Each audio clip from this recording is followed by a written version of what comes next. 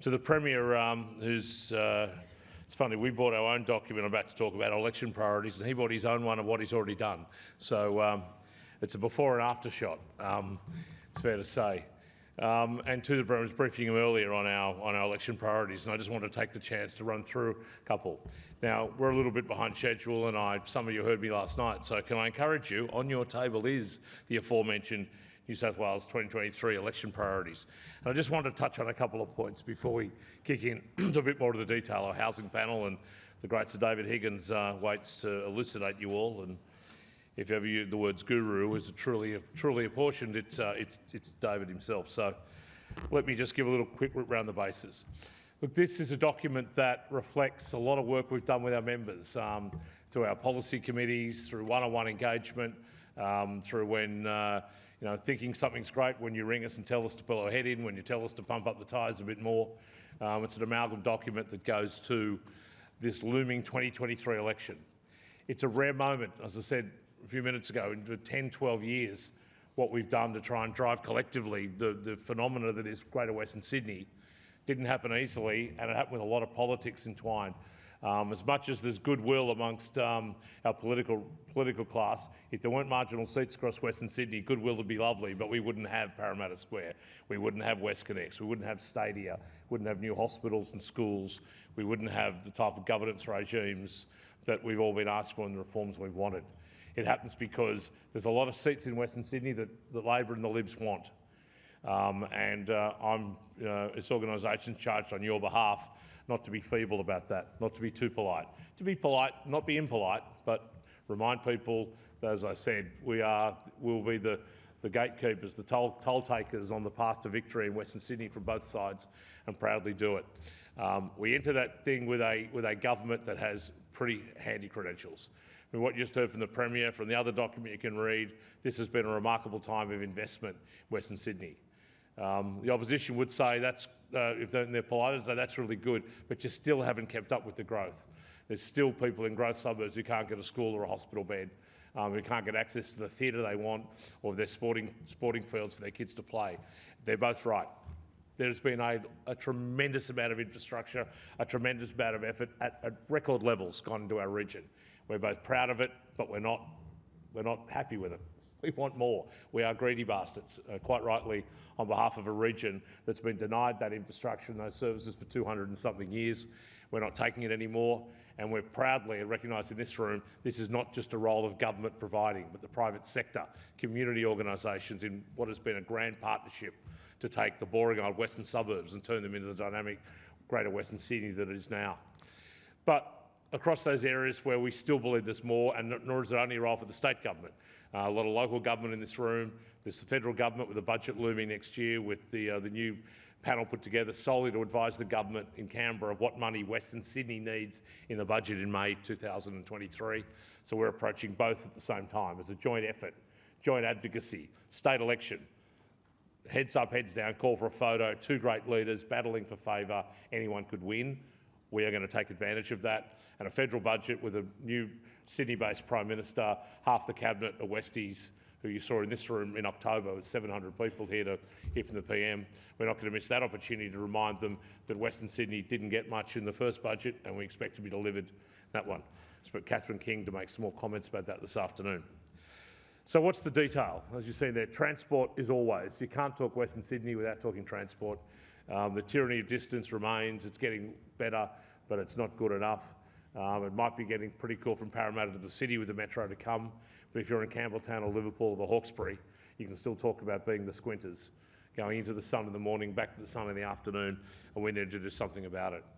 I spoke to the Premier earlier. Our probably number one item is relatively minor in infrastructure terms. It's building these roads to the major industrial complexes in Western Sydney. We have jobs desperate to produce. We have global clients lining up with Australian institutional property owners saying, yeah, the business park's great, but that last mile, I can't get my trucks in and out. There's been a gap, and we need to fill that gap quickly. Things like Mamre Road, Luddenham Road, Badgerys Creek Road, roads in and out of the Aerotropolis. We can't build these great job-generating factory areas of Western Sydney. We can't put jobs in them if you can't get to them. And frankly, it's pretty hard to catch a bus at the Mamre Road Industrial Precinct. You're going to be driving trucks, roads, work. This is a major priority we'll raise with Minister Ward, the Roads Minister, today. We also, as I said last night, $160 million for a roundabout in Olympic Park. My God, cost of infrastructure. But it might be the world's most expensive roundabout, but it's still the world's worst roundabout. We need to get it fixed. We need to get it fixed quickly, and Canberra and Macquarie Street have got to come together. The Metro's got to keep going. Metro's been marvellous. It is going to redefine the way this city operates. Northwest Metro, probably not enough ambition for the above-ground stuff with Northwest as they started. That's getting better with the Western Sydney Airport Metro. It's going to run from the airport, the Aerotropolis, up to St Mary's in the first stage. It's the next stages we care about. Get it from Leppington, from the Aerotropolis through to Liverpool. Absolutely, minimum has to be done. Get it north, recreate and renew the great public housing estates of Mount Druitt, with taking up to Schofields. Get up to the north to join the Northwest Metro, and get it down to Campbelltown. I don't care if you're running it through Oran Park, I don't care if you're taking it through Glenfield. You cannot leave the poor people of Campbelltown isolated from the City of Sydney without appropriate transport infrastructure, and we won't stop till we get that. Second last, I said last night, we were promised a rapid bus network to Penrith, to Liverpool, to Campbelltown. Nothing has been delivered. Not enough has been delivered. We demand that promise be kept. You cannot have a Western Sydney airport and deny Western Sydney residents the chance to use that airport, and that is a minimum requirement we demand. Lastly, and I think David will talk about it a bit more later in his piece, but if you read the Herald this morning, he's back. Fast rail, high-speed rail. We don't believe, and my friend the Prime Minister and I disagree on this, we don't believe we need a train from Melbourne to Sydney to Brisbane. There's things called planes. You can fly them really easily. What we desperately need a train in this context is Newcastle to Sydney, Sydney to Wollongong, Sydney to Canberra. You need it from the Gold Coast to Brisbane to the Sunshine Coast. You need it from Bendigo and Ballarat and Geelong into Melbourne. That's the sort of high-speed rail we need. We don't need to cross the country. We need to connect our great cities to their fringe areas so we can get the urban regeneration and separation we need. Premier spoke about placemaking, yep, and we're delighted by West Invest using the WestConnex money, and as Adam said, we're very proud of the work we did on your behalf. Deep in the middle of COVID, in lockdown with masks on, pitching to the Premier about the then Treasurer, that the Premier sort of didn't get Gladys for all her wonderful thing, didn't get there was a latte line, didn't get it was differential lockdown, didn't get why Western Sydney cared about social housing like it did. Dominic Perrottet did as Treasurer, and we frankly moved all our attention to the Treasurer, campaigned strongly, quietly with his Chief of Staff to come up with a scheme of how to invest in the local communities, long-term, significant structural change to those communities. We hope we'd get a $2 billion fund. Well, they gave us $5 billion, and that's to eternal credit of the amount of projects that are coming out. So they're right across the region.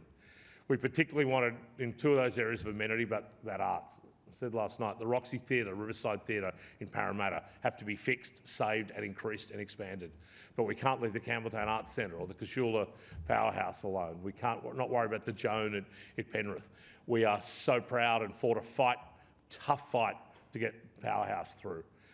Even a fight within part of Western Sydney. But that's not enough.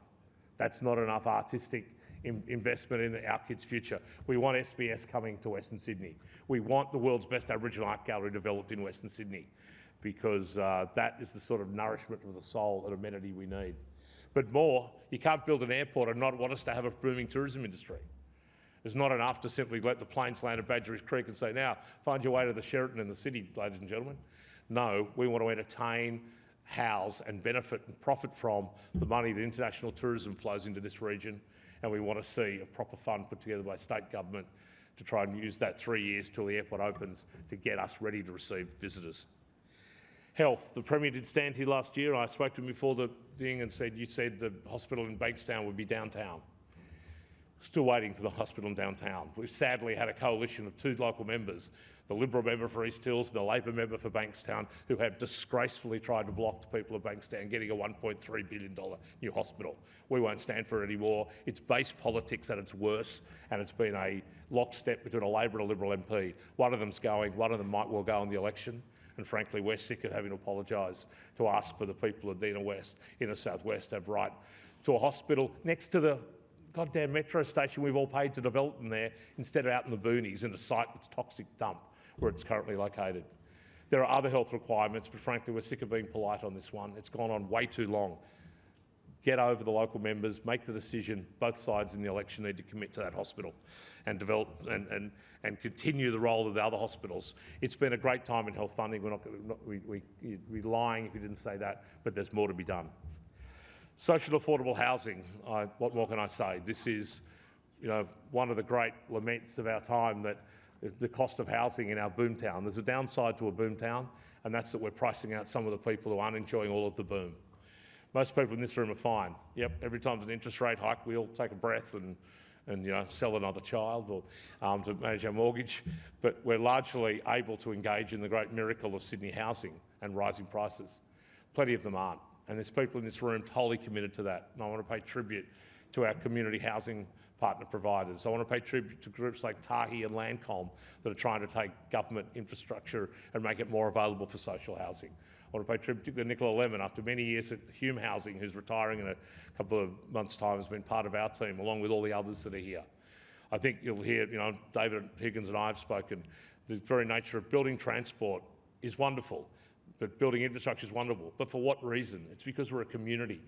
And the most important part of that community is young families who can't afford the cost of housing, who can't afford to live near where they work, who can't get home in time to look after their kids and kick a soccer ball around. We have to address housing. It has to be a public-private sector partnership, and the panel that follows this will specifically talk about that. We're ambitious with targets. Wherever you're building a metro, put social affordable housing above it. Stop with the pissy little 5% targets and get serious with 30% targets. And for governments, incentivise the private sector. How about give local councils some more planners that will simply fast-track social affordable housing developments? How about give them better floor space ratios? How about incentivise the private sector, as AXA and St George announced last week will do? How about get the private sector money unleashed so we can house the people of Western Sydney? It's the least we can do. Sustainability, we spoke last night about the rivers of the West. We're not going to stop campaigning for the birthright of Western Sydney to have access to recreational water like their cousins in the east and the north have. We can't stop. We can't just condemn half of Sydney to an above-ground swimming pool when they could be enjoying swimming in the reservoirs, the lakes, and the natural waterways and the built waterways of Western Sydney, and we'll continue that struggle. Lastly, education. And I promised the great Greg Whitby last night, who, despite giving all the praise to him, said, you stop calling it education and call it lifelong learning and skills. And he's right. And I pay tribute to Danny O'Connor, the chairman of TAFE, who's with us today as well. When we talk education, we don't only talk about, we talk about all of it. We talk about a lifelong commitment to it. We talk about a public-private partnership to develop it. We talk about investment in our teachers to deliver it. And we want to talk about more development, and we don't want to talk about growth suburbs with kids in demandable housing. I want to pay tribute to both Georgia Harrison and Anthony Manning from education and school infrastructure. I think school infrastructure has been simply the best state government agency we've dealt with. The innovation in the way it's changing the way we build stuff, to simply build them cheaper so we can do more of them. The embrace of private sector thinking and finance in partnerships. We're going to break the stupid old thinking of, the socialist nirvana that there never ever be any private sector involvement in the schools. I want more private sector involvement to build the schools my kids want to go to, and done properly, protecting the public good. And I think we can continue to do it. I also want to see that agency to help TAFE, because TAFE, the remarkable work Steve Brady and Danny are doing in turning around the internal dynamic of TAFE, how to get the teaching product, how to match skill set with demand is incredible. I don't want to have them burdened with managing their infrastructure as well, and there's a good education infrastructure agency that can probably do that all up. And importantly, integrate schools and TAFE and universities together. We're sick of the silos. We don't need it. Lifelong learning means all sorts of different credentialing you're going to get from K1 to however many it takes to get your PhD. I don't know. They gave me an honorary doctorate. I needed 1 year at uni. I don't know how long it takes to get a degree. Took 50-something years to get an honorary doctorate. It probably takes a little less to get a real one. But we don't think we have to keep siloing. And Western Sydney wants to do things differently, wants to do it in an integrated sense. And education is that along with transport access, is the great enabler of Western Sydney to break out of that tyranny of distance, to forever make Boomtown mean a boom for everybody, not only for us in this room here today, but we want to see lots of money going into the TAFE for Erytropolis and Westmead, more money into school infrastructure, to the schools we need, and to help our universities. We're now about the most university part of Australia. It's quite remarkable. From one little poor old WSU in Parramatta 10 years ago to, I think, 9 universities in Parramatta alone, campuses, and right across the region. This is our future. Ladies and gentlemen, I implore you to help us lend a hand, lean into that. If there's things wrong, let us know. We've got from now till March 25 next year, and then beyond that to the federal budget, to make this stuff reality. It doesn't just live on a bit of paper. It's not a wish list. It quite deliberately is a structured plan, deliverable, manageable within budgetary constraints, and politically important to those who want to seek to rule us at a state election. Get involved. Come to our lunches if you've got ministers. If you're invited to fundraisers, turn up. If you need advice as to what to say, what to do, what to push, what to ask for, we're only call Adam and the team. We're here to help, and we're here to ensure that that election next year becomes another plank in the next generation of Boomtown, not just looking back but looking forward.